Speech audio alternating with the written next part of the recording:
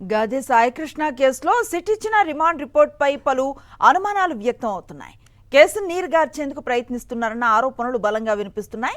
Remand రిపోర్టులో హత్య సమయం, ప్రదేశం, ఆయుధం వంటి అంశాలతో పాటు అసలు మృతదేహాన్ని ఏం చేశారు అన్న వివరాలు కూడా ఎక్కడా ప్రస్తావించలేదు.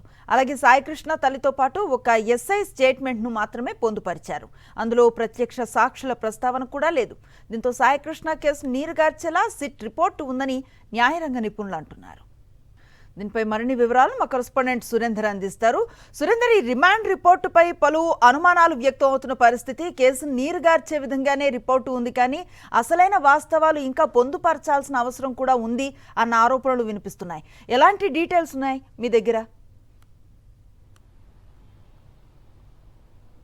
అనుశ్రీ, సాయికృష్ణ కేసుకు సంబంధించి నిన్న సిట్ కోర్టులో ఇచ్చిన రిమాండ్ రిపోర్ట్లో అనేక అనుమానాలు అయితే దారితీస్తున్నాయని చెప్పాలి. పూర్తిగా ఈ కేసును నీరుగార్చేందుకు పోలీసు డిపార్ట్మెంట్ ప్రయత్నిస్తుంది. దీని వెనక కొంతమంది రాజకీయ నేతలు కూడా పనిచేస్తున్నారంటూ కూడా ఆరోపణలు పెద్ద ఎత్తున వినిపిస్తున్నాయి. ప్రధానంగా సాయికృష్ణ హత్యకు సంబంధించి జరిగిన సమయం కానీ, అంటే హత్య ఏ సమయంలో జరిగింది, ఏ ప్రదేశంలో జరిగింది, దానికి సంబంధించిన ఆధారాలు ఎక్కడ కూడా సిట్ రిపోర్ట్లు ఎక్కడా పేర్కొనలేదు. కేవలం హత్య జరిగినట్టు ఆరోపణలు ఉన్నాయంటూ మాత్రమే పేర్కొన్న పరిస్థితి. దానికి నిర్ధారిస్తూ కూడా ఎక్కడ సిట్ రిపోర్ట్లో పేర్కొన్న పరిస్థితి కనిపిస్తుంది.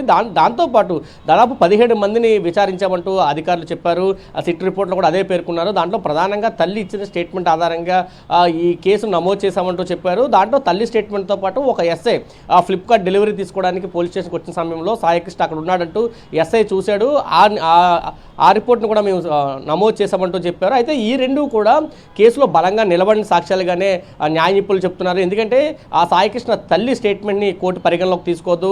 ఎస్ఐ ఆ తీర్పు వచ్చేటప్పటికి ఇదే స్టాండ్ మీద నిలబడతాడా లేదా ఒక అనుమానాలు కూడా వ్యక్తం చేస్తున్నాయి. రెండోది, ఎస్ఐ చూసినప్పుడు సాయికృష్ణ బతికున్నాడనే అంశం కూడా ఉంది, కానీ చనిపోయినప్పుడు మాత్రం ఎక్కడ కూడా ఎస్ఐ చూసినట్టు ఎక్కడ చూపించలేదు. దాంతోపాటు ఈ కేసులో కేవలం నాగరాజును మాత్రమే టార్గెట్ చేశారు. నాగరాజుతో పాటు అనేక మంది ఈ కేసులో ఇన్వాల్వ్ అయ్యి ఉన్నారు. సాయికృష్ణ మృతికి సంబంధించి మొత్తం స్టేషన్లో ఉన్న వాళ్ళని ఎవరిని కూడా, ఇటు కానిస్టేబుల్ నుంచి మొదలుకొని ఇటు టాస్క్ ఫోర్స్, ప్రధానంగా మార్కాపురం వెళ్ళి సాయికృష్ణ తీసుకొచ్చిన దగ్గర నుంచి కీలక పాత్ర టాస్క్ ఫోర్స్ ఉంది. దాని వెనకాతల కొంత పోలీస్ పెద్దలు ఉన్నారంటూ కూడా అనుమానాలు వ్యక్తం అవుతున్నాయి. అది కూడా ఎక్కడ నమోదు చేయని పరిస్థితి కనిపించింది. టాస్క్ ఫోర్స్ పూర్తిగా గాలి వదిలేశారంటూ కూడా ఆరోపణలు వినిపిస్తున్నాయి.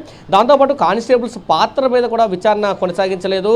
కేవలం తూతూ మంత్రంగా దీన్ని ముగించామన్న పేరుకే ముగించడం కోసం కేవలం నాగరాజును మాత్రమే విచారించి నాగరాజుని జైలుకి పంపించి ఇది కేసు పూర్తిగా న్యాయం జరిగిందనే ఒక ఉద్దేశం ప్రజల్లో తీసుకురావడం ఒక ప్రయత్నం ఈ కేసులో జరిగింది. నిజ నిర్ధారణ మాత్రం జరగలేదు. ఆ విధంగా సిట్ విచారణ కొనసాగట్లేదు అనే ఆరోపణలు కూడా వినిపిస్తున్న పరిస్థితి కనిపిస్తుంది. అనేక అంశాలు సిట్ రిపోర్ట్లు చూస్తే అనేక అంశాలు పక్కకు పోయే. సీసీ ఫుటేజ్కి సంబంధించి మాకు దొరకలేదని చెప్తున్నారు. కానీ ప్రతి సీసీ ఫుటేజ్కి సంబంధించి స్టేషన్లో ఏదైతే రికార్డ్ అయితే ఇవన్నీ కూడా డీజీపీ ఆఫీస్లో స్టోర్ అవుతాయి. అక్కడి నుంచి ఈ నెల రోజులు సీసీ ఫుటేజ్ తీసుకొచ్చు కదా, ఎందుకు ఆ ప్రయత్నం సిట్ చేయలేదు?